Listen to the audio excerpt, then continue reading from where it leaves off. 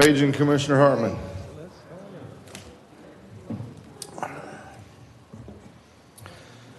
All right. We're running just slightly behind schedule. Don't like to do that. We had a budget meeting started at 5 o'clock and ran a little bit long, talking about important public safety things and then trying to grab a bite to eat. I personally hadn't eaten since this morning, so needed to at least get something. Okay, so we will call to order the regular meeting of the City Commission for Tuesday, January 25th. City Clerk, if you'd call the roll, please. Mayor Owen. Here. Vice Mayor McGurk. Here. Commissioner Hartman. Here. Commissioner Colodi. Present. Commissioner Sacks. Here. Thank you.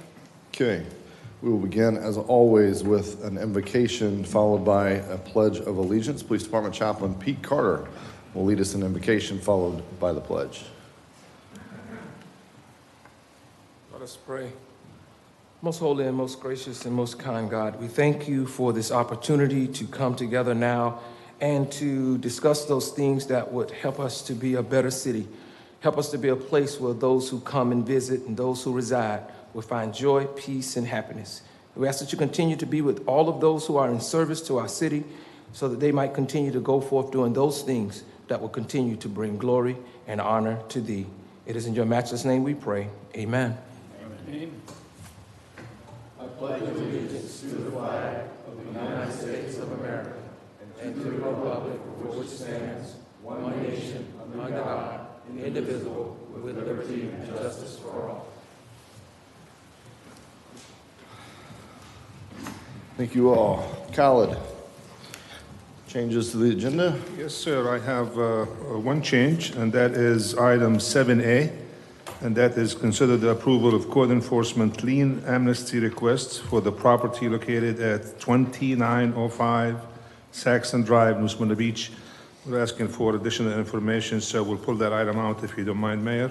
And then just before we start, I would like to welcome our new Development Services Director, Derek Burr. Derek, stand up, please.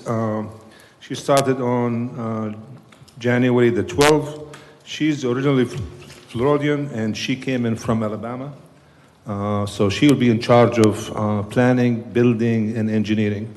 So welcome, Derek, and wish you the best of luck. We're glad to have you. All right. Welcome, Derek. It's a pleasure to meet you the other day. I hope my colleagues have a chance to meet her over the next few days and months, and certainly we look forward to working with you moving forward. Big role you're stepping into, but we have full confidence you can lead the city.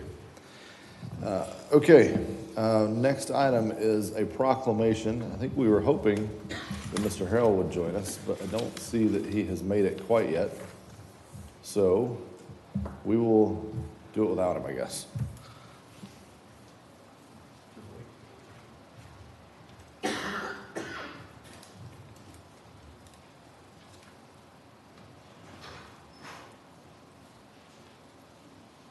All right.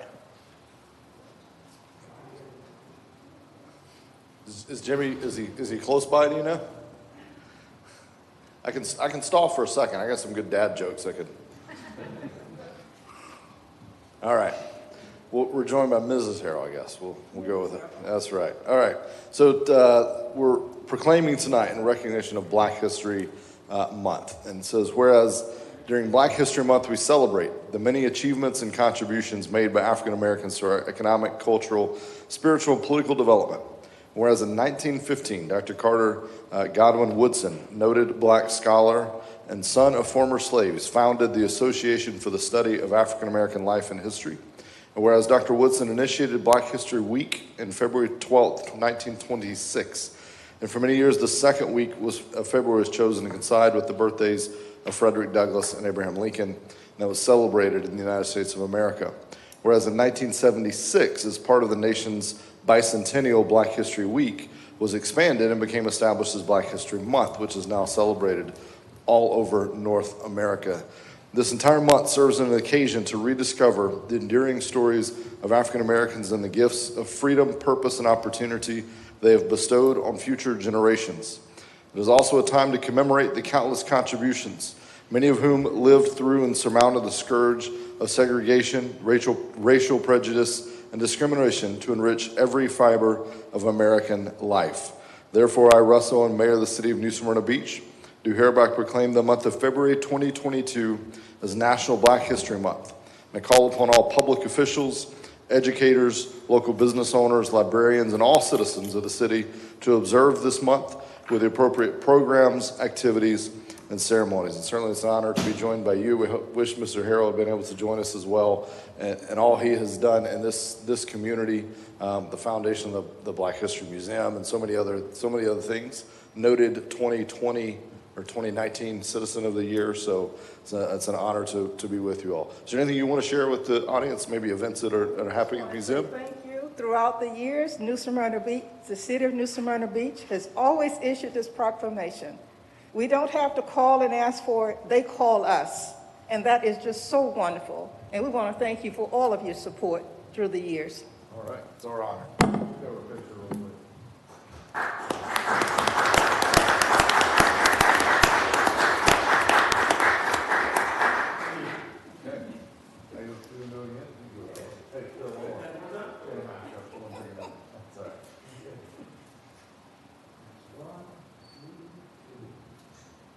Thank you. All right, that's for you. Thanks. Thank you.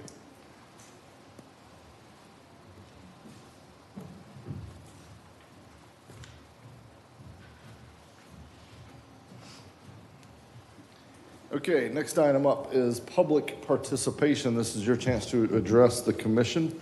If you're here on items that are consent agenda, now would be your chance to speak. If you're here on items under administrative items and new business, any of those code enforcement related items, we'd have a chance for you to speak at that time. I think it's just easiest, honestly, to hear from the applicant at that time. And then item 7D, redistricting, you can speak to that now. And then second readings and public hearings, you can speak to those at that time. Those are public hearings. So really it's consent agenda or redistricting. Now is your chance to speak to those items or anything else city related that is on your mind tonight. You approach the podium, first come, first serve. You got 3 minutes. Give your name and address. Even if we all know you. You guys. Pastor Pete Carter, 615 Washington Street, pastor of the Church Bethel Baptist at 1407 West Enterprise. Here real briefly to discuss and to actually say thanks for all the hard work we've done on Dustin, Washington and Jefferson, parking lots in place, streetscapes almost done, and now we're ready to go across this last hurdle as Randy's looking at me funny. There's the last hurdle, which would be a project that I've been in discussion with Tony Oddie before he left, and now with Chris, that he's here with CRA. We're looking to expand that facility, our preschool, the Orange Building. Unfortunately, the programs that are in place are not allocated enough for us to do exactly what we have. We were requested to go out and get plans. We've invested in plans. We've spent over $100,000 already, and we're ready to proceed. However, there seems to be some question as to how do we proceed. I'm under the impression that we can be funded through CRA, and so we're hoping that I could come here and you guys can direct Chris to perhaps present what we have so that we can see how we can make that happen. Just a real quick brief and background, and then we can get the rest later. We employ 11 personnel. We're going to have at least 100 students. Pretty much, we have 59 at the daycare, 25 at the academy, and we have adults who we anticipate up to about 25 for our adult high school program. And so this is something that we believe is going to enhance not only the West Side, but it's going to enhance the community and the world. And how do I know that? Because some of our graduates, at least one, her name was Kimani Isaac, when she went to go into the United States Army, I got a phone call from the ESO with the United States Army who said they had never seen a transcript from a private school like ours. We are curriculum-based from infant all the way through our adults. So this is a great investment. And so the program that we have is the one that only fits us, the community benefits program, only allocates about $50,000, and that's just not enough. You add 2 more zeros to that, and my application's in here in the morning. But if we could, I'm sure if we do it, we'll save more. We all know how that works. If we're able to hire our own contractors, I use pastors, I use other persons that are friends to our church that help us save costs. And we're doing the renovations at the church, and that's how we save costs. So just want to throw that out there. Chris asked me to come. We talked about it. We've been going over and over. I've been twisting his arm and pushing him, but he's the new guy, so we didn't want to break him. So I told him, okay, I'll come, I'll ask, and if you guys want, we have plans, we have them digital, we can send them to your email. I've been trying to get, I was going to say it, I was trying to get the mayor out, but he ghosted me, so I had to come in here in person. So thank y'all for your attention and your time. Contact me, and let's get this last part of this project completed. Thank you. Thanks, Pastor Pete. It's a nice jacket. Any others for public participation? Yes, sir. Come ahead. Good evening, Randy Herman, 108 Esther Street. Happy, rainy, chilly evening. I just want to speak to two things. One is under Ordinance 0522, which is under first reading, the projected change of future land use from commercial to high density. I would note that the amount of time, effort, and money that has been spent on the intersection of Mission and 44 has not resulted in something that's very concrete.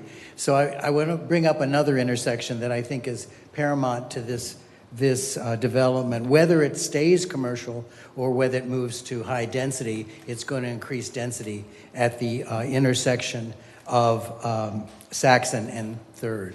I know it's complicated because it's county, state, and city, but I do think it needs to be in parallel discussion with this future land use change because it is a major evacuation route for the South Beach. It is currently problematic, certainly at many different times of the day, and with whatever goes in there, it's going to be increased density. So I hope you will put that on your very busy to-do list because I do think it's in conjunction with whatever happens there. And it's a betterment, as the pastor said in his blessing, for our whole community, if we can make it a better intersection, and hopefully faster than what happens at Mission and 44. Second thing, I want to welcome the new development director. It's really exciting to have her on staff, and I look forward to working with her in relationship to the neighborhood council. And that's my third item. I was a little surprised to see that there is an appointment tonight to the neighborhood council. Since at the last meeting, I wasn't clear whether the commission actually wants to sunset the neighborhood council or not. So maybe that could be clarified before the appointment, and that might be helpful as we move forward. Thank you all. Thank you. Any others for public participation? Going once, going twice. All right. Seeing no others, we will close public participation. Thank you all for being here and sharing those thoughts. Next item, consent agenda. I'm seeing 8 items on the consent agenda, A through H. We'll begin with the vice mayor, work our way that way. Anything to pull from the consent agenda, say so. If you just have a brief comment, clarify something that you talked about with staff to the public, you can just do that at this time. Vice Nothing, Mayor. Mayor. Commissioner Hartman. Nothing. Commissioner Colodi. Nothing. Commissioner Sacks. Gentlemen, could we do it? I want to just pull something almost just because. Motion to approve consent agenda. Second. All right, you beat me to it. Motion to approve, we had a second. That is to approve the entire consent agenda A through H. City Clerk, if you'd call the roll, please. Vice Mayor McGurk? Yes. Commissioner Sacks? Yes. Commissioner Colodi? Yes. Commissioner Hartman? Yes. Mayor Owen? Yes. Thank you. All right, consent agenda is approved. That's probably one of only about 2 times that we've not pulled anything off the agenda. So well done, gentlemen. Item 7A was pulled from by staff. Item 7, I would note that was only $170. I hope we're not spending a ton of time on that item. But item 7B is for 1907 Jungle, and I think Barb is here with the report. Good evening. So the first one is 1907 Jungle. FP Consultant LLC is now the property owner. This property is located in the ISBA area. They submitted the lien amnesty request for City Commission to discuss the lien reduction. FP Consultant LLC is willing to pay the city $1,000 out of the total fine of $64,050. They were not the property owners at the time the violations were taking place. The property owner at the time was Howard Lafayette Williams Jr. Code enforcement received complaints about the property looking like a junkyard, storing recreational equipment, no tags on vehicles, and just all kinds of different things going on at this property. On July 28th, 2020, Herman Troutwine, Code Enforcement Officer, conducted a site visit, found that the property was in violation of inoperable vehicles. It was basically a nuisance property, storing all kinds of recreational vehicles. People were actually living in them, some of them. On August 10th, Herman conducted a follow-up visit. The property still remained in violation, so it went to a first hearing on August 24th, 2020. The property was found in non-compliance, and it was recommended that if it was not brought into compliance by October 9th, that a fine of $150 be imposed at the second hearing. Second hearing was October 28th, 2020. The special magistrate did find the property failed to comply and imposed a fine of $150 commencing on 10/9/2020, and that was $150 per day. The lien was filed on the property against Howard Lafayette Williams Jr. on 12/22/2020. The property was purchased by FP Consultant on 1/27/2021 for $56,100. Mr. Drew Schaffner, he's one of the representatives from FP Consultant. He has been in touch with code enforcement since they have taken over the property, and they brought the property into compliance, requested a compliance inspection. The property was found in compliance on 12/10/2021. At that time, the property was found out of compliance for a total of 427 days. The total fine was $64,050. So my recommendation would be to reduce the fine to $6,405, which is 10% of the total fine. The $6,400 covers all staff time? Yes, I'm sure it would. Okay, Do thank you. that and mailings and everything would be. Any questions or comments from staff, for staff? Yes, sir. It's a large amount of money, the fine that's going on. I appreciate that you believe that staff time is covered by accepting 10% of that. But we got to remember about the neighbors and what they had to put up with for so long. I recognize the person who caused all that's out of the picture right now. But I see that the property's been valued at $56,000, and they're trying to sell it for $89,000. So basically what we're doing is we're giving the people who own it now a pretty windfall profit that's coming along the line. And I don't believe that's correct. I think on behalf of the neighbors who put up with it for all those years, that we should get at least $10,000. And I would be willing to make a motion to reduce it to $10,000, provided it is paid within 7 working days. Okay. That's a comment, not a motion. Okay. It will be. He skirts around those motions. All right, other comments? Yes. Yes, Mr. Mayor, thank you.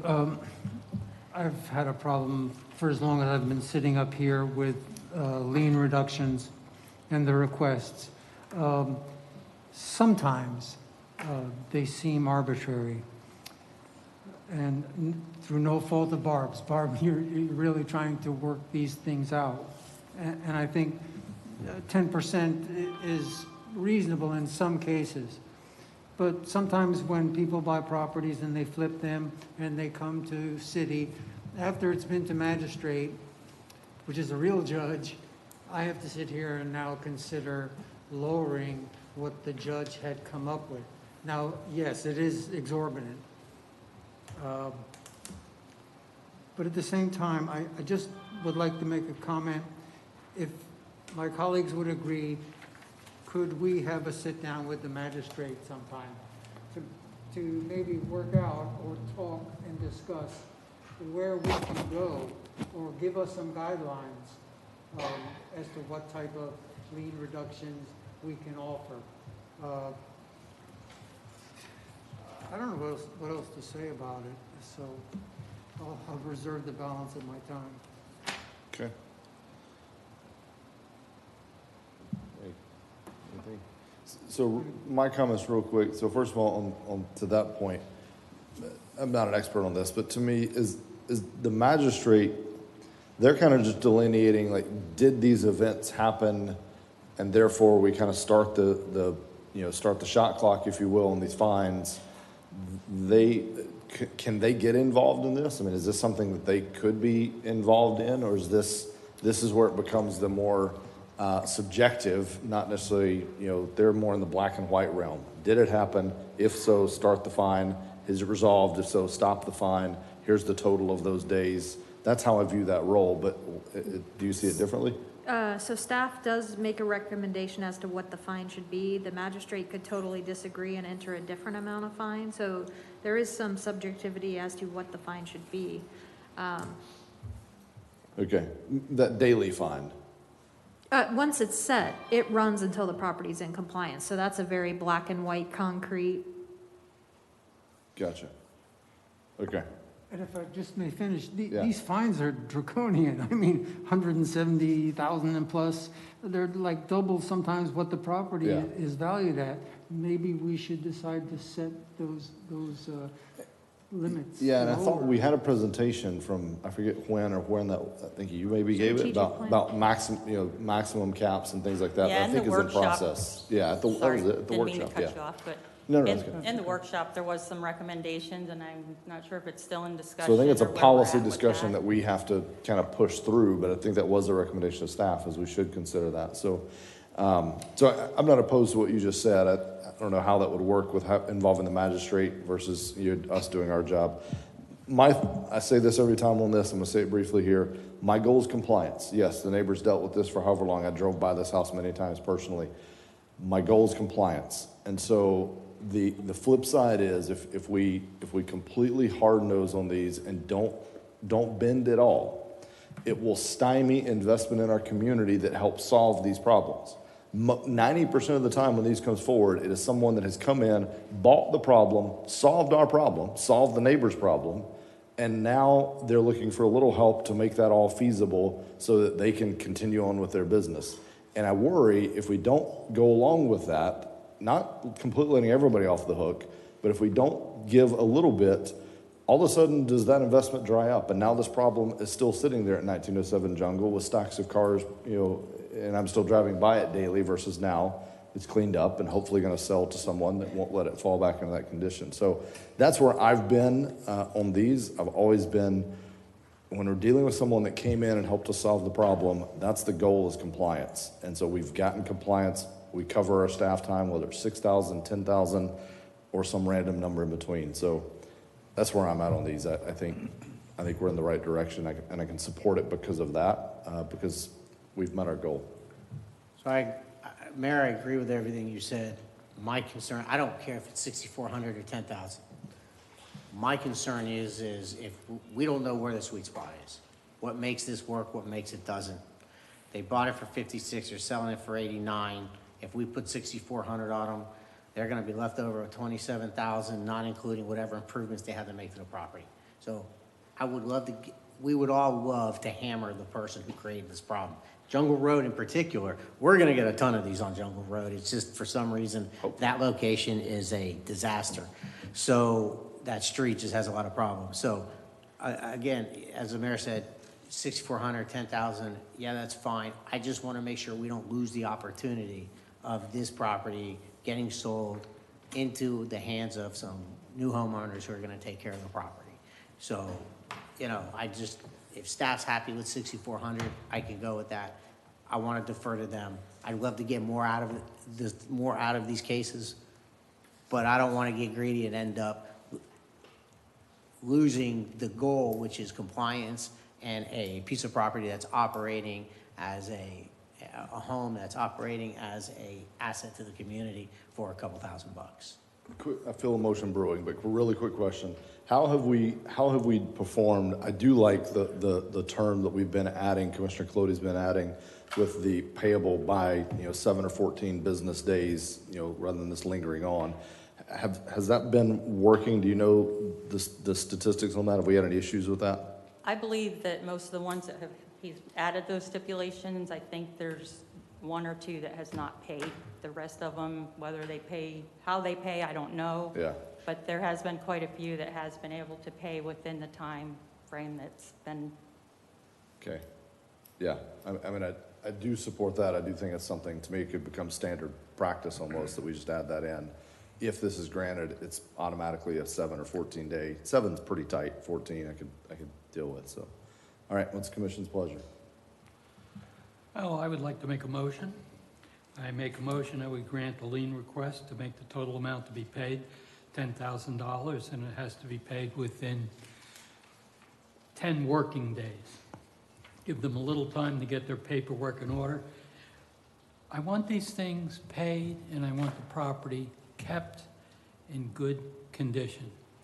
I don't want to set a precedent of having people buy these derelict properties or whatever reason they buy them and say, oh, $100,000 worth of lien.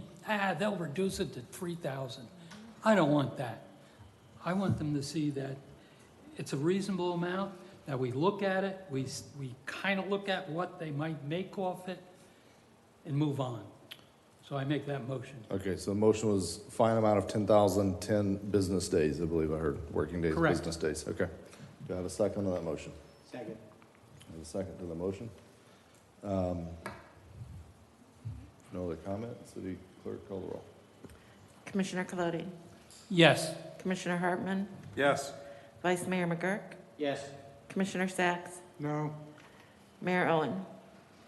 Yes. Thank you. All right. Amount is reduced to 10,000 payable in 10 business days, starting tomorrow morning, I guess we'll say. It's after business hours. All right, that's item 7B. Item 7C, I think that's also you. This is for Belmont Avenue, Barb. Yes.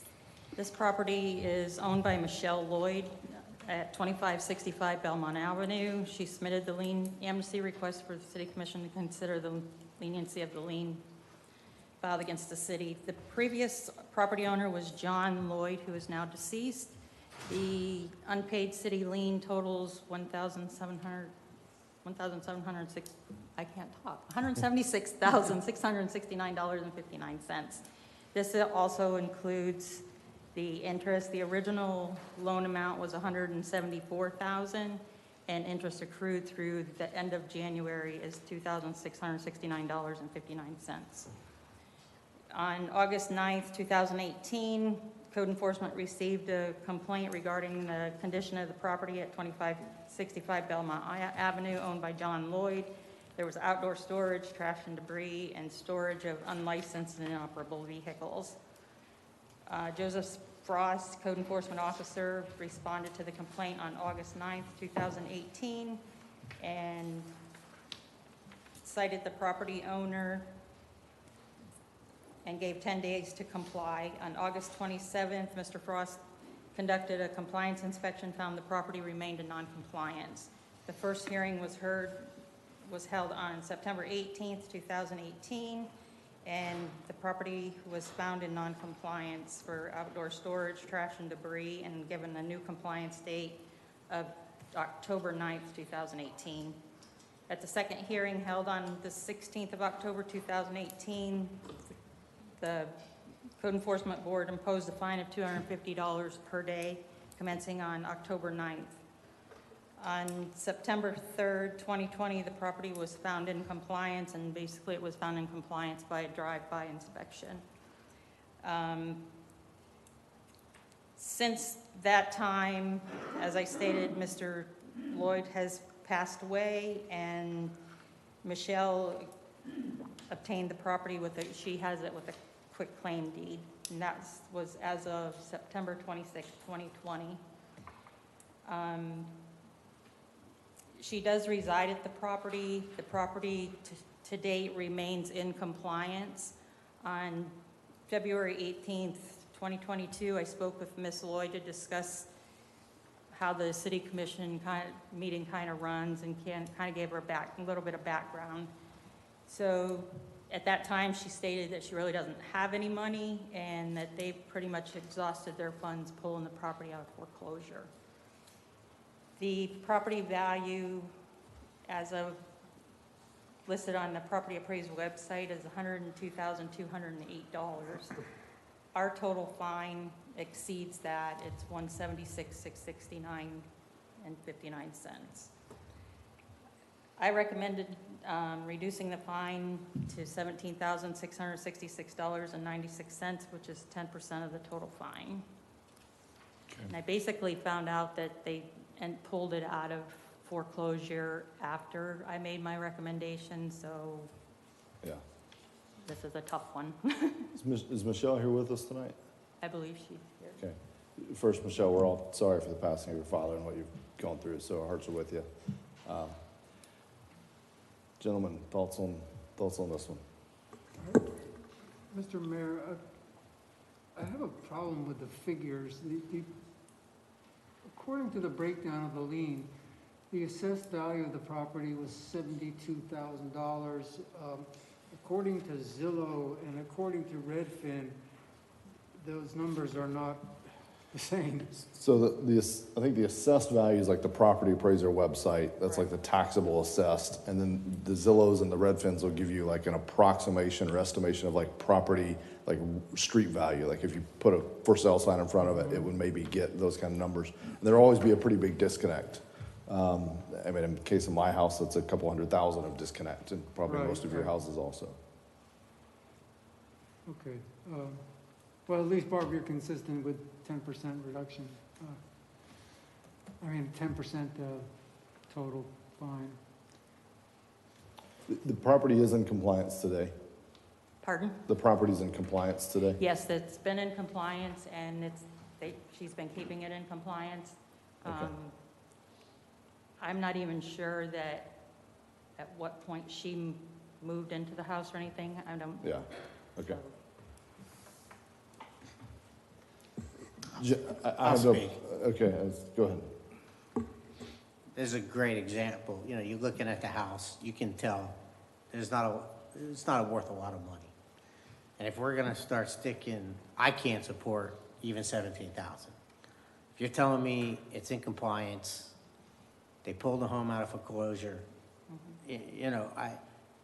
maybe Miss Lloyd has a ton of money and we're all gonna get, hoodwinked on this. But I'd rather take that chance. The property's in compliance. She's moved into the home. Miss Lloyd, I make all assumptions, which may be my mistake, that you'll take care of the property, clean it up, and have it as a great example of the street. That's what I would hope.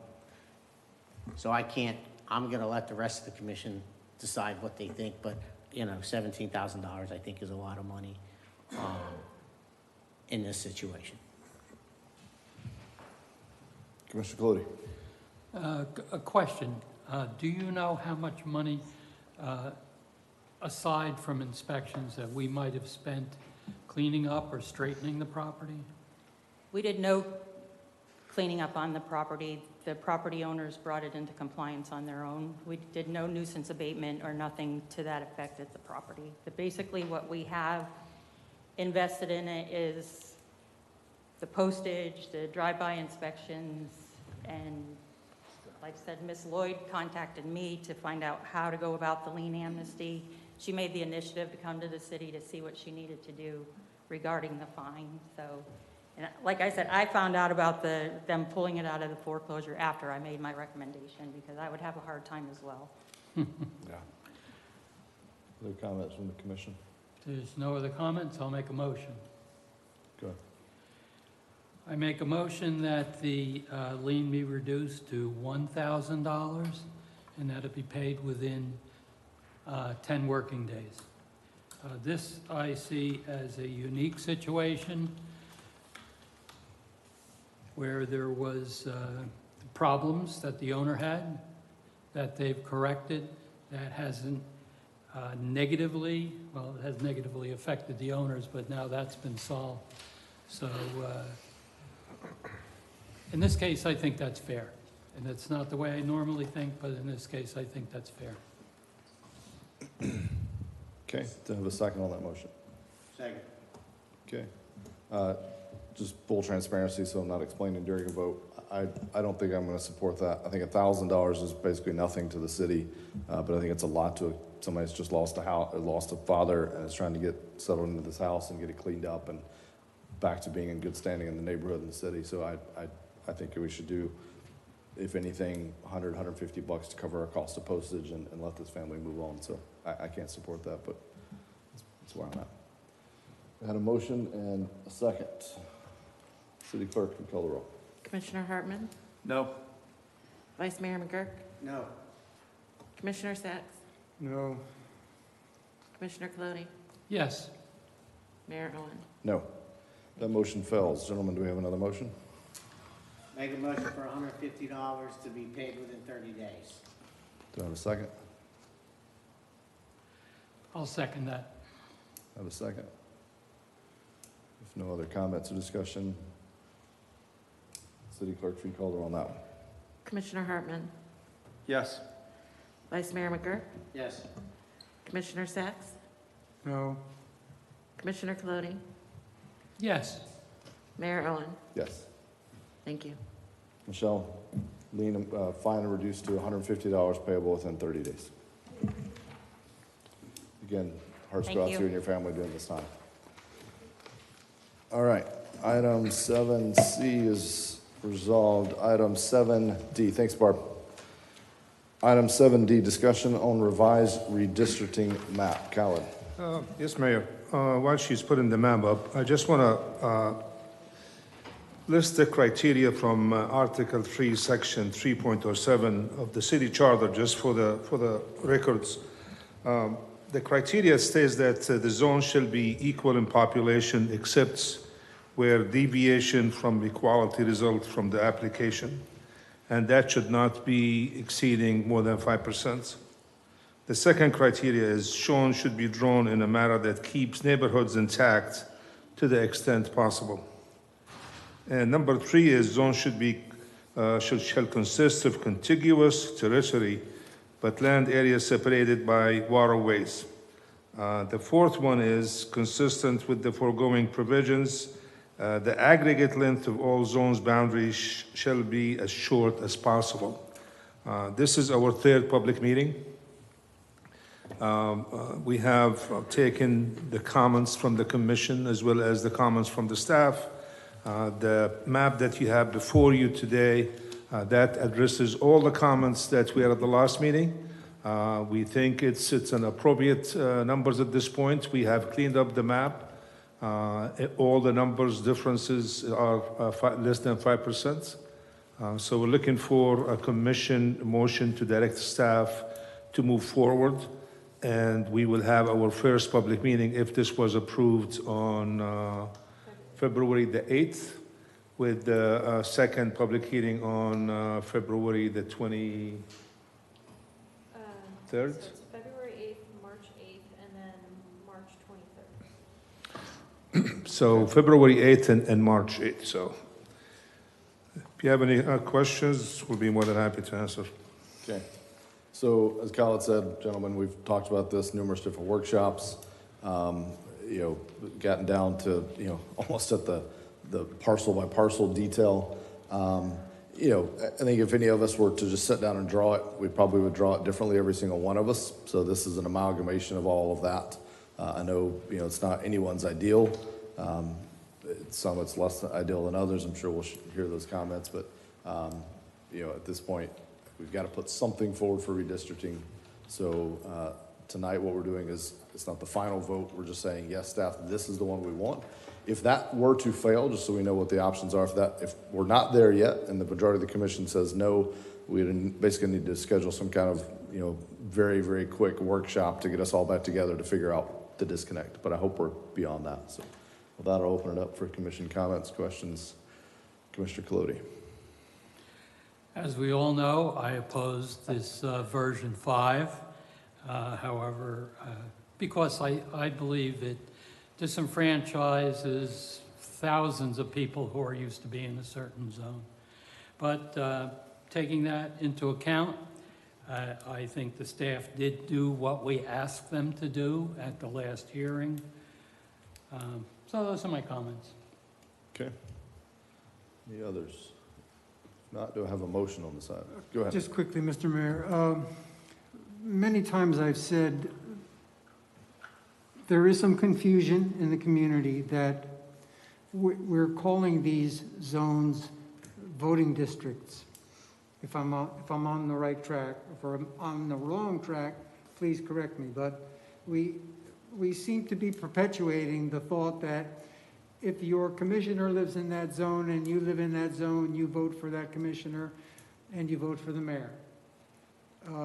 But that's not the truth. The truth is, whatever's on your ballot, you vote for that person, which means you vote for all of the commissioners.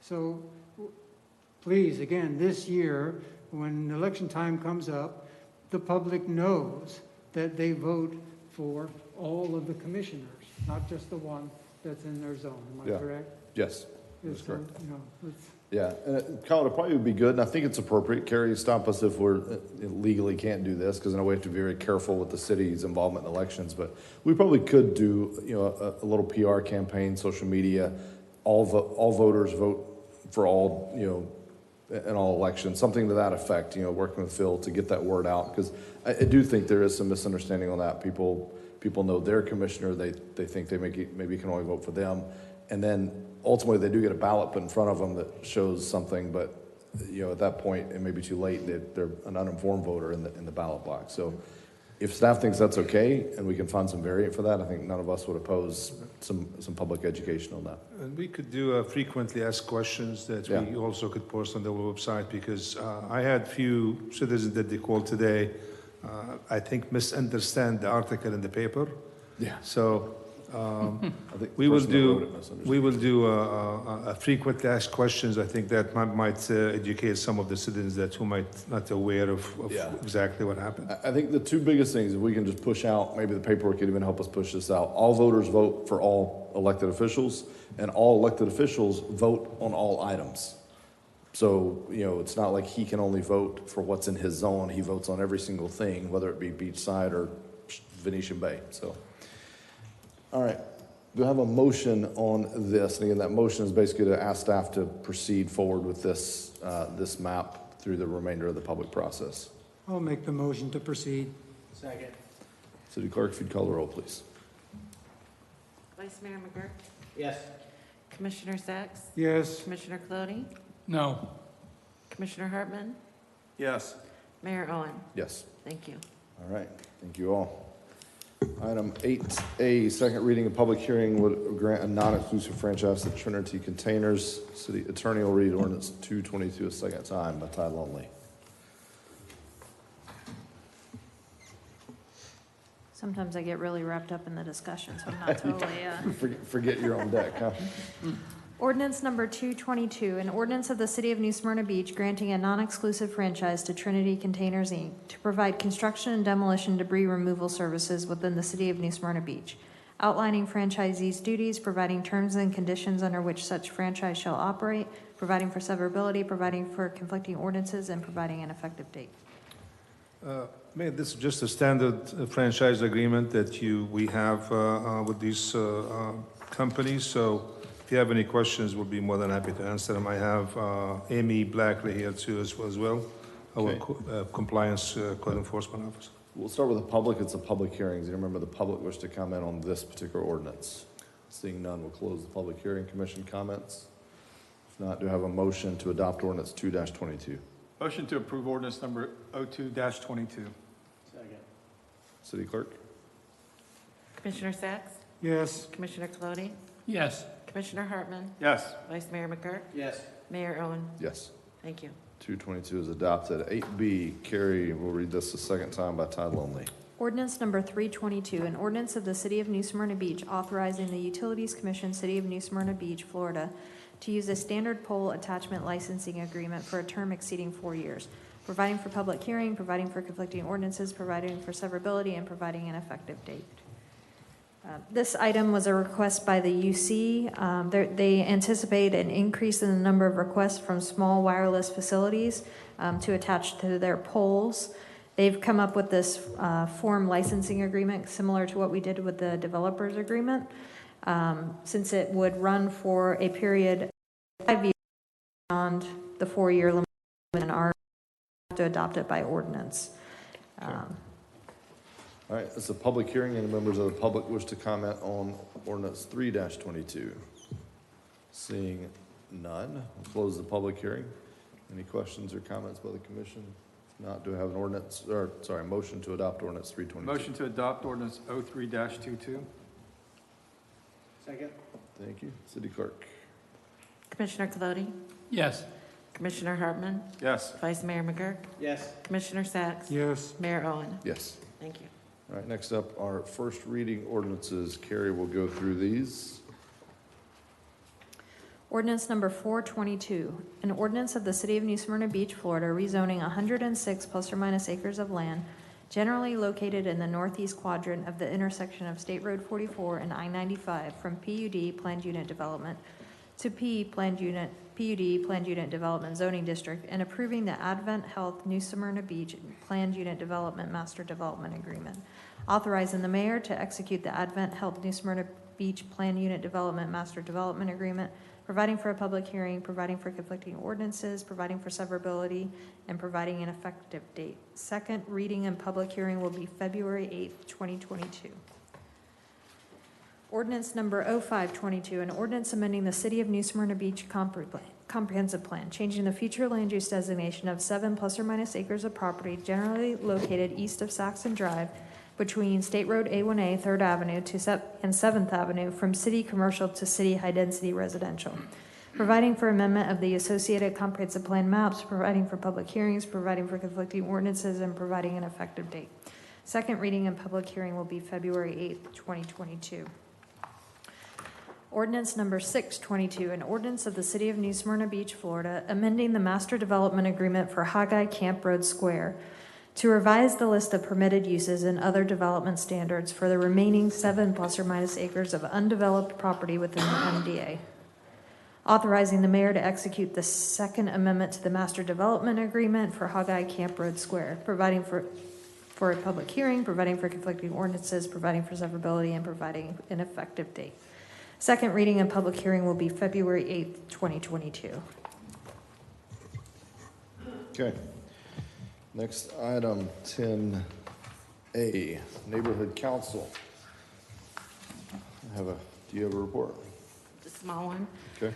We have a vacancy that was created in Zone 3. Maureen Tyrell resigned a few months ago. We waited for the meeting in December to determine if we were sunsetting this board as well as another. The commission decision was to keep this board, not sunset it. Therefore, we have a Zone 3 application that we received, and so I'm proceeding with filling that. I'm trying to appoint that seat. Commissioner McGurk, this is your nomination. Yes, you can appoint Stephen Yates as long as the board exists. All right. And remind me, Kelly or Carrie, these are nominations, so do we vote on that, or do we don't have to vote on it? It's just a straight No. nomination? So the zone commissioner can appoint. We don't have to take a motion Okay. for that. All right. Congratulations, Mr. Yates, for your appointment, and we'll see what goes. All right, Mayor and Commission reports. We'll begin with Vice Mayor. You know, I want to say that I'm impressed and I'm happy that one lead amnesty went the way it did. It gets messy, you know, it's kind of funny. It gives an idea, you know, of how we try to work through things. But I'm very happy about the way that went, and I'm impressed that we were able to work through it the way we did. And I think that was good work we did. Thank you, Mayor. Okay. Commissioner Hartman. I have a question on the boards and appointments. So that would only, will that retroactively change once the zones change with the new redistricting? Or will that just take effect once those positions are expired? I think once the term ends or someone resigns, we'll start filling them using the new criteria, because the maps will take effect upon adoption. So then any appointment after that will make it consistent with the Okay. map. The only other thing I had was, I went by and visited the project that we have on Dust Street, the Dust Street streetscape. I was a little surprised that it wasn't exactly what we originally saw and originally approved, and that it kind of changed. There were some minor changes, and there were some concerns about the property owners had about the changes that were made. I knew there was a meeting afterwards in which Collard was there and a few other people to discuss some of those changes. And then it got changed again the very next morning. So, these were one of the projects that, especially in my zone, I kind of worked with the local people to make sure that we were doing what they wanted to do, to make sure things were going the way they were going. And it seems like we're having missteps somewhere along the line. It's just a concern I have. It's too late now, the concrete's on the ground. So I'm concerned that at some point in time, what they just did is gonna have to be torn out and redone again. And that gives me some concerns, because those are cost on us for change orders and stuff like that. I just think that we could have been a little bit more patient and work through the issues before we actually put the concrete on the ground. That's my comments. Okay. Please go visit. I'm going to. Now that I've been publicly shamed and called out, I will definitely miss one phone call from Pastor Pete, and he shows up and claims you've ghosted him. Commissioner Colodi. Well, to Commissioner Hartman, that's now going to be my zone. So I will follow through on your observations and try to keep everything on the straight and narrow. I have three things. We had first readings on 3 ordinances that are very significant in changes. And I want to be assured that when we get to the second hearing, we have full and complete reports as well as presentations from the people looking for the change. I want to make sure that whatever we put into the Coastal Woods application in particular, that we're adhering to all those gross criteria changes, density, so on and so forth, that might be affected. I want to ensure we meet those goals by extracting the large part out. I know that a lot of that part out was commercial, so it shouldn't be all that bad, but I want to be assured that we're not shortchanging the city in general by taking something away from Coastal Woods development. Second thing is... I didn't follow exactly what you meant there, and I want to make sure I understand it, to be thinking about it. Okay, the Coastal Woods was approved. Yeah. So many units, so much gross density, so much land set aside. I want to make sure those items are still taken care of and adhered to. I've had a preview of the application, and I know they're planning to make some changes that might have been on the Coastal Woods property, where they're taking away some of the natural features, or they're proposing to. So I want to make sure I see all those facts before I vote on this, before I vote on that change. I have a lot of people that come down the street going past there, Sugar Mill, and they say, oh, they're building apartments, they're doing this, doing that. And I don't want to have a whole neighborhood out there come back and say, what happened to the woods we were going to save? What's the story? I want the full picture. I just don't want to see about this one area of it. Gotcha. Okay. I fully support the change, no Right. doubt about it. Right, I got you. But I don't want to have any ill effects from it. Okay.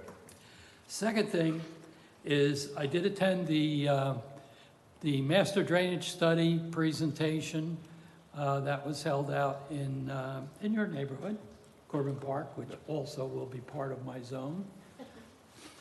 Small part. Yeah, part of it. An important part. We don't want to discount any of those residents. A lot of it backs up to Turnbull Creek, and a lot of the water drains into Turnbull Creek. There's a big interaction between that with the tidal waters, the water draining out. It's a very complicated issue. I've looked at I listened to the expert. I didn't disagree with a thing that he said, but I want to make sure that we're fully tied into the Turnbull Creek with our outfalls, that they're environmentally sensitive. Some of the neighbors, I don't know which side of Corbin Park, brought it up, but they're concerned also. We also have a big bucket of cash that we're using for Turnbull Creek properties. Due to conditions that were imposed by the state when they loaned us a lot of money, we're supposed to have a development plan, and I would like that development plan through our portions of the money that we can spend on it to continue up through that section of Turnbull Creek, perhaps putting it back into its original conditions where it was first excavated by our ancestors, our predecessors. Having that water free-flowing will be very beneficial, not just to the environment at Turnbull Creek, but to this proposed project. So I'm just going to follow that very closely. And the third thing is the federal government and the administration has these wonderful plans. It's their job. They can put them out there. They're going to be sending masks to everybody in the world, big bucket loads of masks. These new masks, the N95s, they filter the air very good. They do a good job.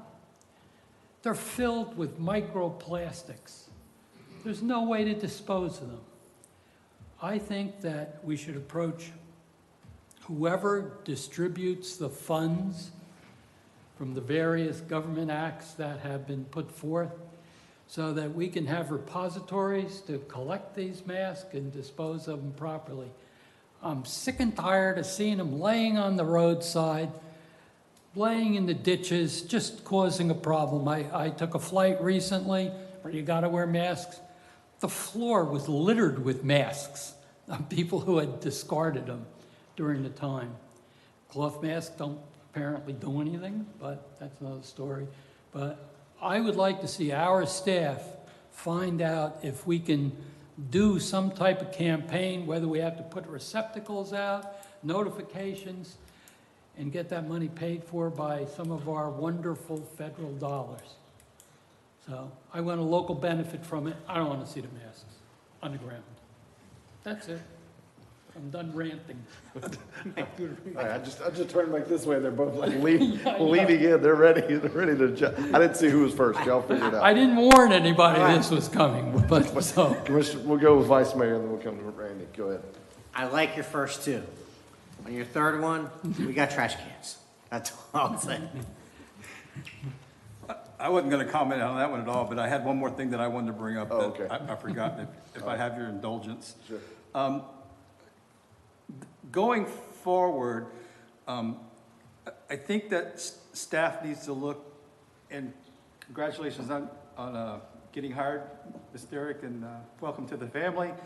But I went by the new subdivision that we approved over between Mission Road and Ingram. And one of the streets that they put in there is a straight shot between the two roads. It's not going to be long before we're going to start having issues with people speeding, cutting through, and things like that. So what I would like to see is if staff can look at, on some of these larger developments or these large PUDs and things like that, if in fact we can put language in there that any roadway that is like a straight shot over so many feet, they'll be required to put in some kind of traffic calming device. I know these are some of the things that both police chief and the fire chief have talked about in the past. But every time we create one of these long, straightaways, at some point in time, Mike will start hearing complaints from the residents about people speeding through my neighborhood. You know, I want a speed hump, a stop sign or something along those lines. So I think if we can take a more proactive approach, going forward, looking at some of these, if we're creating 3,000-foot long roadways that are straight shots, maybe we should include some kind of language that would require them to put in some kind of a traffic calming device, whether it's a speed table or a bump out or, offset parking or something along those lines. I think that's that's one of those long-range goals that we should probably strive for to prevent some of the problems that, we're now faced with, Riverside and Magnolia, Live Oak and all those things. So just going forward, if we can look at those things, are they legal? Can we do them? What would serve the community the best? Yeah, I feel like we'd said that at some point, so it's probably just one of those things we gotta make sure it's on someone's list and it's followed through. I know it's easier to do it up front. Yes. Than it is to come back and do the Magnolia process, right? I mean, it's easier just, whatever is done up front. And so it's just the way it's always been versus trying to go back and add it later. So certainly I have no issue supporting that. Mr. Sachs. Thank you. So a few topics I'd like to touch upon. Magnolia, Riverside, Live Oak. I hope I can get support. Kyle Fegley, our engineer, is helping us with some hopeful engineering that will alleviate some of the speeding and volume problems on Riverside. We know those problems are going to grow because of development in the region. And speaking of development in the region, it's ironic with the start of the year, a new campaign season. I was reading the paper and I noticed that everybody running for office, their big concern is water quality, water quantity, and overdevelopment. And everybody says the same thing. All of the campaigners say the same thing. And ironically, when I wanted to run for office, those were my concerns as well, including public safety. Now, of course, I'm proud of the things that we've done together. But I wonder, is it enough? It is sad, I understand it, and I can take it when our public says, they don't care about overdevelopment, they just want their pockets filled, and they don't care if we don't have enough water. I believe you guys care. I care deeply and worry about these concerns, having enough road. But then I hear you can't control how much road you're going to have. You just have to let them build. It seems that the developer, with their attorneys and their special interests, come in and we're castrated. Sorry for the use of the strong term, but that's how I feel. And I'm proud of what we've done together. We've actually removed wetland from the density calculation with Commissioner Mike's help and Sandy Smith. They came up with and helped me with those calculations because I realized, why do people want to annex into our city? Because at that time we were more lenient. The county was tougher and said you can't build on wetland. So we're making small strides, but I'm afraid they're not good enough. Is there more that we can do? Is the old comprehensive plan, the old land uses, are they commensurate, or the right word, are they up to date with what we have now, what we're feeling and seeing now? We know that whole corridor west of 95 from Ormond to Oak Hill is going to massively grow. Can we sustain that? I doubt it. We're seeing the growth now. It's come full circle, and we're seeing more growth on Saxon. People said the island is built out. It certainly isn't. It's not built out yet, and it can be redeveloped. So can we sustain that going forward? And forget the charm. Let's talk about quality of life for our residents that we work for. That's the most important thing. If we can come together and task staff, and it's a mighty ask, to go back and look at the old ways we've done things, because they don't fit to the shoe nowadays. You can't put that 9 foot into the 6 size shoe. And so when we're hamstrung, again, people blame us. You didn't do enough. Well, we're trying, but we can't. And we'll have more come forward as our city grows. And my hope was that we do it responsibly, that we know that we have enough water, that we can provide electricity and not have brownouts and blackouts. We have enough road.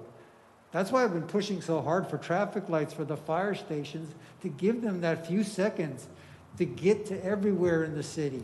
Because I don't know what else to do. Hopefully Mariam Giabi from her associates can help us with transportation, because you already see the gridlock without tourists at 10 a.m. on a Wednesday in the off season. So I hope we can grow into a city that shows it's responsible to its residents and they have a good quality of life. I would like to see for our future vision that we fix up the things that are broken before we take on big major capital projects. We work on wages because we want our workers to be happy. We want them to be productive. And the citizens say, yes, they're working for us. These are simple things that I think we can achieve together. And it's kind of sad that politicians are criticized like that when I know we're not all like that. So that's just my feelings I wanted to share with you guys. Thanks. I think it's well said. I hope some of those people that were saying all those quotes in the paper are running for state offices. Because some of the issues, and this is getting worse, not better. Yeah. And right now they're talking about a bill. It's got both Senate and House representation at this point, and I've kind of lost track, where we will be required to run basically business impact studies on, essentially, as I'm reading it, every ordinance that we pass. And if it's determined, and if a business attests that it has harmed them by more than 15% of their revenues, then we, the city, are liable for that. So there's more and more power being consolidated in Tallahassee. So, because everything you just said, I said many of the same things when I ran. I'm proud of some of the things we've done. I will be the first to admit there were things I thought we could do that I learned once elected, and once we kind of went through the process, you can't. So, for instance, and Carrie, correct me if I'm wrong on this, but let's take roads. So the notion of, hey, we've met a road capacity, therefore we have to stop. The reality is it's the inverse, that the landowner is kind of the supreme power authority, if you will, and as the city's responsibility is, you have to make the infrastructure available. That's why we pay the fees that we pay, the impact fee, the permit fee, et cetera. And we do our part, and your job is to make sure the infrastructure is available to support the use of our property. So this is something I've dialogued with staff many times about. Derek and I, in one of our first meetings, we talked about this. I'm certainly, if there are things that we have missed that give us a little more power to control what's happening, not that I don't believe anybody up here is anti-everything. We understand what progress looks and feels like, but we also understand some of these other concerns and constraints as well. So, if it's fill and build, is that a practice that we can look at, that we can regulate, that we should, there's the can we and then there's the should we discussion, and those are two different things. But you got to start with can we, and then we figure out, is it the right thing to do? And then, roads. I've talked before about level of service of our roads. When we look at concurrency requirements, right now we have an acceptable level of service is like E, I think it is. But I don't think it has to be E. One thing I haven't figured out is my understanding, basically, it's one of those things where once we have given someone the power, so if we've ever said on this property you can build X, it's the hardest thing in the world to call that back. That's my understanding, is once we have said, this is approved for up to one house, the city can't retroactively go in and say, oh, nope, now it has to stay farmland. Like that's the problem, is, it's kind of, you can giveth but never taketh away, is my understanding. And that's what oftentimes the people want us to do. When those accusations are leveled at things like what we'll hear on Saxon and other things, it's a catch-22, and it is super tough, and we're all in that together of dealing with those public criticisms. And You know, that's part of the job. So I'm glad we agree on something. I think we agree on a lot. The question is sometimes how we get there. You know, because the other thing, I mean, look, I'll be candid. The other challenge is we've said no a few times. Sometimes, you know, when it's totally our discretion, we can say no. There's times when, you know, that we're in court right now figuring out who was right, you know, when we've said no. There's other times when some up here voted no, that if the majority had voted no, and I've been in the no camp before, but if the majority had voted no, we absolutely would have been in court with that one, and we probably would have lost. I mean, that happens as well. And that doesn't help, you know, that doesn't help further. That furthers this perception sometimes to the public that, well, they could have voted no, you know, because so-and-so did. And it's like, well, yeah, I mean, yes, the words could have come out of my mouth, but the repercussions would have been that we would have immediately been sued, and my tax dollars and your tax dollars would have funded their development at that point. So, anyway, I think we're in agreement. I hope there's some stuff we can do. There are some things on my radar.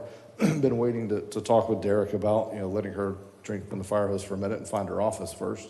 But then we're going to talk about some of these things. So, Yes. And Mr. Go Mayor, ahead, if sure. I could just add on to my thought. Yeah.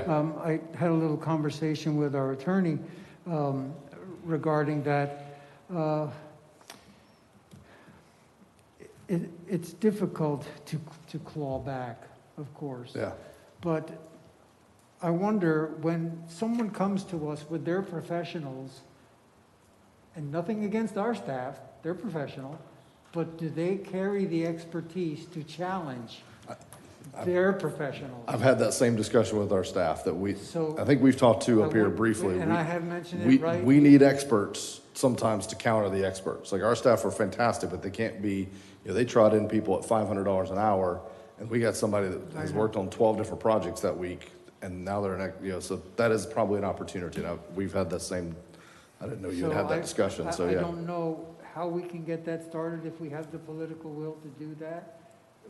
I think we should, for due diligence, to challenge and to say, are you sure that's right? Yeah. Are you sure that water will go in that direction? Yeah. Are you know, things like that. Did we, I feel like we talked about that was it at the workshop we talked about that? Yeah. I don't remember what came of it, if I'm totally candid, but I know we even talked about it, the five of us, so, yeah, we'll continue that. I'll have to re-up with staff, but I'm completely agree. I think, obviously we can't for every project, but for big ticket items, I have told staff, probably the same as you, we need some experts probably on our side, especially if we're gonna try to push back, and, you know, so.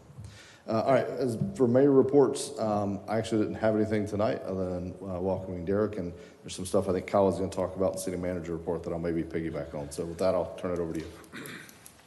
Yes, Mayor. The city manager report is self-explanatory, but I just want to mention two items that they're not on the CM report, but I think it's something for the commission to discuss, whether it's tonight or at some other meeting. I was approached by the mayor, was concerning about the county buildings on Canal Street. So he asked me to approach the county and see if there's a possibility that we could make an offer. Obviously, the building is for sale. They put it out for an RFP the first time, and they got 0 bids. They approached a realtor, and so the realtor put it out, and they had 3 offers on the table. One was for $2 million, one was for 1.85, and one was for 1.8. The $2 million, I think that's off the table, and I think the 1.85 is off the table. Right now, they have the 1.8 million.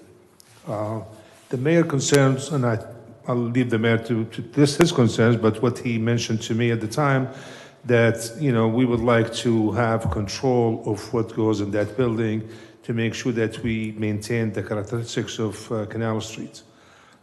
So I guess what I'm looking for is, and I wait for the mayor to maybe lead a discussion on that, but if there's any direction from the commission to proceed forward, because I asked the county if it's possible for the city to make an offer at this time. They checked with their legal, and they said that we could make an offer, but we have to make it fast. So there's another item, but let's Yeah, let's- discuss about this item, and then I could come back to the other one. Piggyback on that briefly. So the first thing was, and I've shared this with, in college shared this too, you know, I was a little, I'll use the word frustrated on behalf of the city. You know, I felt like there should have been some dialogue with the county and us when they started this process. You know, this is a landmark corner in our city. I get that they own the property, not taking anything away from that, but we're partners on many, many, many, many things. And I would have hoped that there would have been some dialogue, and for whatever reason, there wasn't. It wasn't like it was done in secret or hiding. I mean, the sign was on the building. But, you know, it just was one of those things. There was no kind of proactive, hey, let's sit down, let's talk about this, let's, you know, share any concerns we have, et cetera. So that was kind of one of, obviously, actually my main thrust of initiating contact with the county was saying, listen, I expect a little bit more when we have major items, not every single thing that happens in our borders, but major items like this.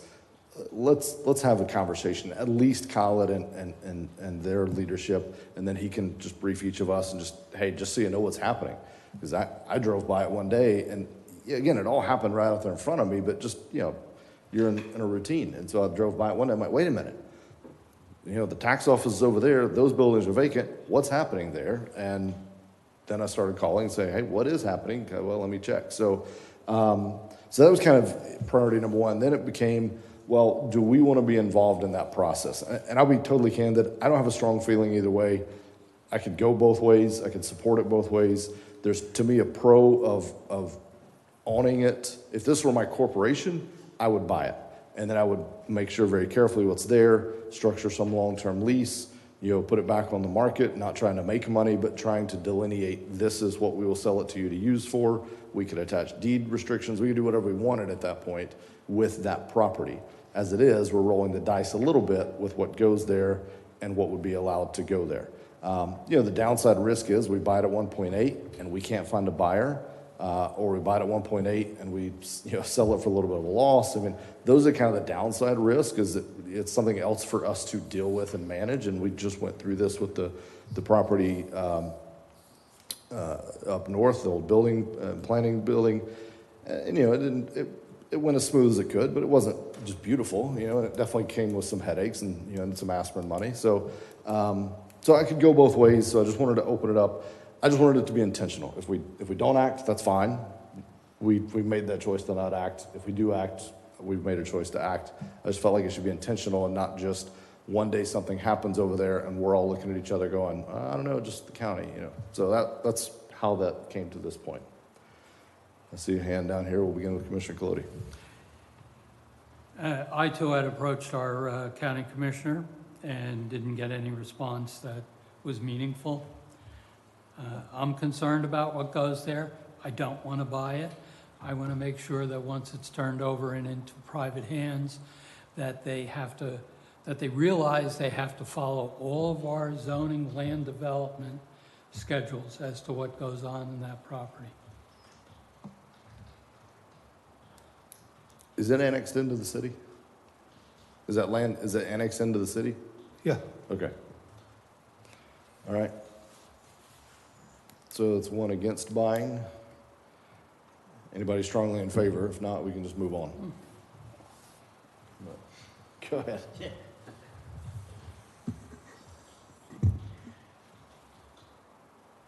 So I agree, the county, I would have liked the county to have done a much better job at least reaching out to us, working with us, communicating at the very least the process that they're in and including us from the very beginning in case we wanted to do something like this. There's been a lot of talk historically about that property, including the courthouse, wrapping it all up together.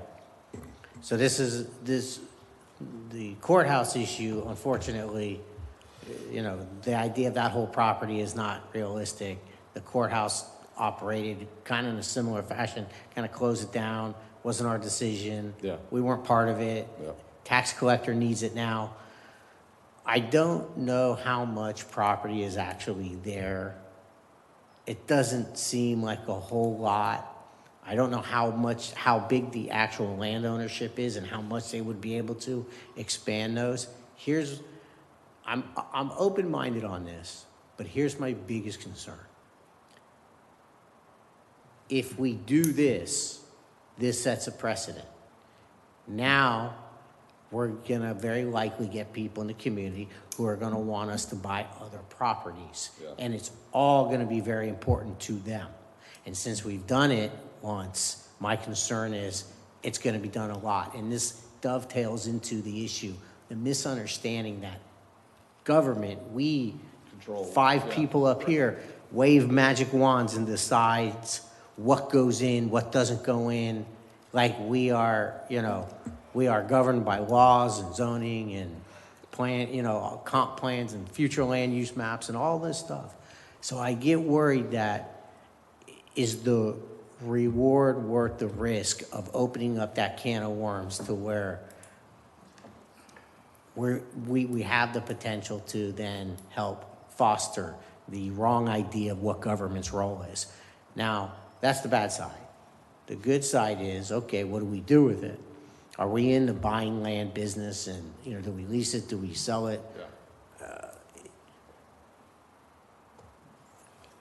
Unfortunately, I would like more discussion on it, which of course is not what it is. Time is not on our side. So I'm open-minded on it. And that's as far as I can go right this second. Yeah. So I share some of the same concerns that Commissioner McGurk, or Vice Mayor McGurk has on it. I'm not sure exactly how big the parcel is, what the parcel entails, what's the true value of it is somebody being unrealistic. And it's kind of short notice, so I'm not in favor of it buying us. I think that we have a better chance of trying to control what happens, maybe through some incentive packages or something along those lines, as long as they're within the LDRs. But my other thought on this was, and we've been involved in a couple of these, and we may bring up another one, is anytime anybody knows the city's interested, the price is going up. Would we be better served if we do an RFP for a real estate company that would act in our best interest?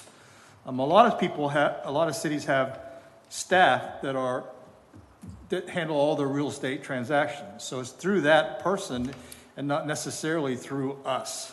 Because, that Disney was one of the best kept secrets in the state of Florida for a number of years.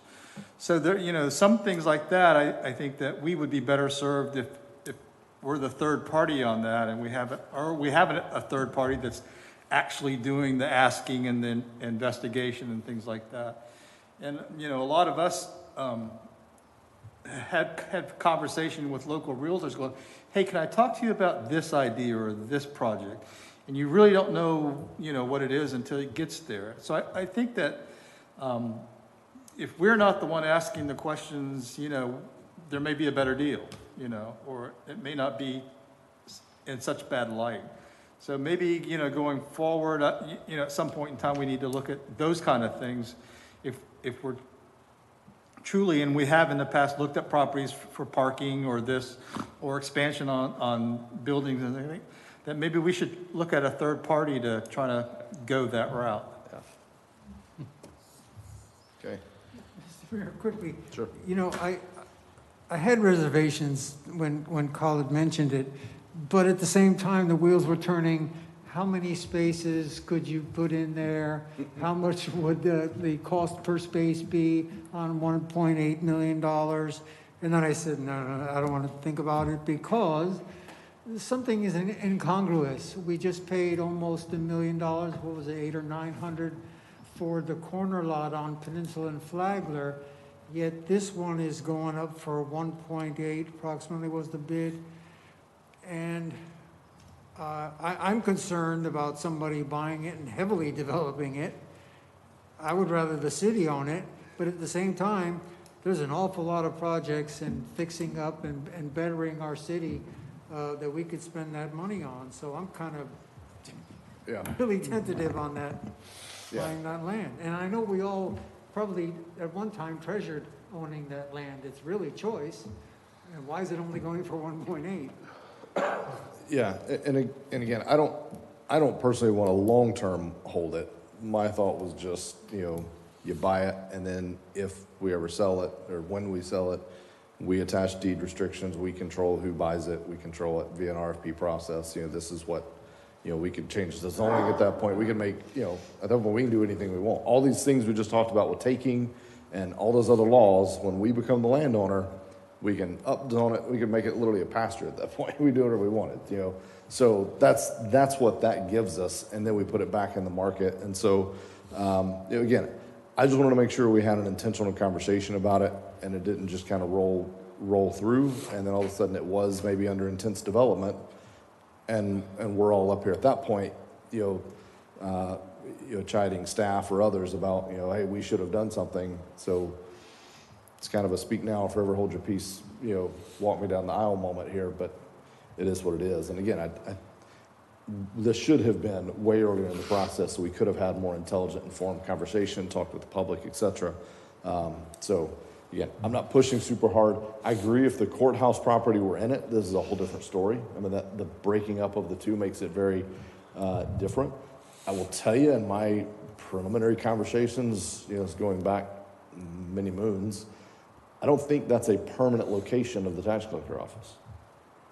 Now, will they be saying that 20 years from now? Probably. But at the time, the notion was that wasn't a permanent location. They wanted something further out near 95 that was more central to a whole region versus buried kind of downtown to New Smyrna, because that is the only one in that, in a pretty big area. They need a bigger space. They're 100%. already outgrowing that. Oh, 100%. So I agree.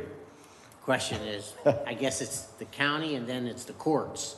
Or, it's apparently the, Yeah. one is not necessarily controlled by the other, so it's pretty disorganized. Yeah. So, all right. Commissioner Clutie. So based on this discussion, I think it's very important we had this discussion here in front of the public. I'm not in favor of having any real estate agent act as our agent. We can all see how well that went with the Amazon warehouse up in Daytona Beach. Public was extremely upset that it was basically a secret deal. So I want to have it out here. Yeah, and I don't want to put words in his mouth, but I also want to move on. But that is different than what I think he's talking about. I think having a real estate agent act on your behalf, it would maybe be public what's happening, but negotiating in daylight is very, very tough. So having someone that can go and say, we're interested in this very quietly, and being able to try to negotiate, because he is, the point's well made that once the city's involved, the good news is we're the last of the party in this case. These prices were set, and then we came along basically, hey, can we get a shot at it, versus the other way around. Now, granted, it sounds like 2 out of the 3 have kind of fallen by the wayside. So is it the right number? I don't know. And so. And on the other hand, the city offices do need more space for our personnel. 100%. So, right? So I'll pause here. Do you have strong feelings one way or the other? I mean, you've heard, I think a few of us could be convinced by staff one way or the other, not to put you on the spot, but is there pros or cons you see to it? Obviously, there is some pros to buying the building. I guess if you look at it from one side, it could be a revenue for the city. We could make something out of it, but that's going to require some other funds to do that. Investment, yeah. You could buy it and then you could resell it. The question is, how long will it take you to resell it? So I mean, there is some options available there. I really would rather to see who's buying it, and maybe we could talk to them to see about, what kind of development that they are doing in the building, and maybe we could put some input there. I heard that they're doing, at some point, and this is not confirmed, but they were doing some retail, I guess, in the first floor, and maybe either a restaurant or something on the second floor, so. Yeah. But, all right. But there is an option that if you want to buy, the only thing is there is risks there, and also there is some additional funding to be provided in order to do whatever you want to do. All right. Well, we had the discussion. If keep us posted, I guess, is what I would ask. Ask the county, keep us informed on the process, keep us posted. If something changes all offers fall through, keep the commission posted, either individually, and then if we need to come collectively back together, we can do that. So that's what I'd say based on what I heard tonight. So, Okay. all right. Second topic, which is, it's an interesting topic. It's almost similar to this one, but it's in a different fashion. Two of the commissioners have approached me. Obviously, there's a problem of parking on Canal Street. So there is not available parking. So there is a property on Magnolia that it used to be Sides used car lot, that it's up for sale. If the commission has any interest of me proceeding at least just to look into it, to convert that into a parking area, I will look for direction from the commission to go any further. I tried to call the realtor, they have a sign. I called her today, left a message, have not heard back from her. I was hoping to hear before the meeting, but she didn't call back.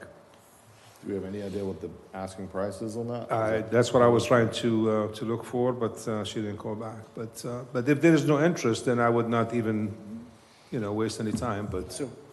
So I'll tell you, I'll chime in and say, I was one of the people who mentioned that at the agenda briefing. It was already a parking lot. I already parked cars. Yeah. We can tear some old buildings down, not historic, don't worry. Not historic. Just there's some old buildings there that can be taken down. It can easily be converted into a parking lot. We looked at the church, the old Church of the Nazarene property for an insane amount of money. What ultimately, and I don't want to get into a big issue on parking, get in the weeds tonight, but I think it's a great opportunity to pick up some parking. It's not a highly valuable, desirable building location. We shouldn't have to pay a terrible amount of money for it, and for the most part, it should be ready to go. We need to create, and the city, through the businesses that would benefit, there has to be a way where the city collects some fees for the parking of some sort. In other words, obviously there's going to be some big discussions on parking in around our downtown. I would just hate to see this opportunity go away before we actually get there, and then we say, shucks, we should have bought it. So I wouldn't want to pay a lot of money for the property. I don't think it's a particularly valuable location. The structures on it have very little, if any, value. I found the listing. Do you mind if I just Shoot. So I just found the listing. It's Berkshire Hathaway's who's listed at $1.5 million. I'm thinking like 200 grand. 1.5 million. So it's listed. I mean, you free to list something, whatever. But Yeah. if we're gonna spend 1.5, I'd pick the other piece of property. I'm just saying. Cost per space on that one? Yeah. Which makes me actually reconsider the other property. If that's 1.5, that other property is probably Very undervalued. very undervalued. But I think, you can hope in one hand and, so, yeah, that's, I mean, I'm interested at the right price, but not at one. I don't think at 1.5 million. I don't think the numbers work. no, I was more around the 200 range. Yeah. You guys are so late because in the previous commission, I brought it forward. Why don't we buy the Sides property? And Really? everybody, I don't know if you remember, Vice Mayor. Oh, but you mean previous, Previous commission. before yes, I was up here. before us. I got you. Okay. And I it don't- yeah. fell on deaf ears. And it was close to. It was probably Canal cheaper Street. then too. Yeah. Commissioner. Jake, you're a visionary. I Commissioner have Brody. a basically non-helpful comment. Okay. Since we've gone around the table, we have problems on Ingram. We talked about drainage in Corbin Park, speeding on Magnolia, this property here, Canal Street. Now I know why you've changed the zoning. You put them all in my zone. Now you know what it's like. I solved all the beachside ones. Oh yeah. Thank you, Mike. Is that what you I'm were saying? moving to zone 3. Zone 2 is a very diverse zone with a lot of different It really is. features and problems. So I guess, be not to honest put words in anybody's mouth, but I mean, it's worth asking. Is this a number they just picked out of thin air? if they're anywhere near that number, we're probably not interested. I'm not, at least. It doesn't sound like he would be. Doesn't sound like anybody would be. If they're interested in a much lower number, then, you know, it's worth asking, you know. So see if the real estate agent calls you I'll back. confirm the number with the Realtor, and if Yeah. that's the number, then we'll. Yeah. So that brings up an interesting point in that we're going to have the Smith Street property available at some point. And so should we look for 5 million on that piece of property? Let's see what this sells for, we may. But like, You know, the Magnolia properties have gone up quite a bit. I know there is a lot down further south. I think the lot sold for either 250 or 300,000. So it's a small lot. Yeah, I mean, it is a big piece of property. It doesn't say here. It's a good size, but you know, I'm not sure about the. It's a one-of-a-kind commercial property. Walking distance to shops. It's 4 parcels. Where is it? 0.31 acres. and when it rains, Yeah. it's waterfront. All right. Any other? That's it, thank you. Any questions for Kyle on his report or anything else he covered? City clerk report. No report, just an idea. Commissioner Clody had mentioned before about the disposal of mass. Yes. Our youth council is meeting and they're looking for ideas from Good. all of the community. And their next meeting is Thursday, February 3rd at 4 PM. It just might be Yeah, a bring great it up. See idea. if it's something they could do. Because to me, it's more of an awareness issue, probably. It's not so much, to Commissioner McGurk's point, or Vice Mayor, sorry. It's an awareness issue of making sure we get these things disposed of appropriately in a receptacle of some nature versus the ground, which leads to the water, so. If I may interrupt, Sure. ironically, thank you, Kelly, and thanks to staff for getting those sharks out. We're officially, again, the shark capital of the world. We always were. We always will be, right? We always will be. City Attorney. No report. All right, meeting adjourned. Thank you all. 1.5.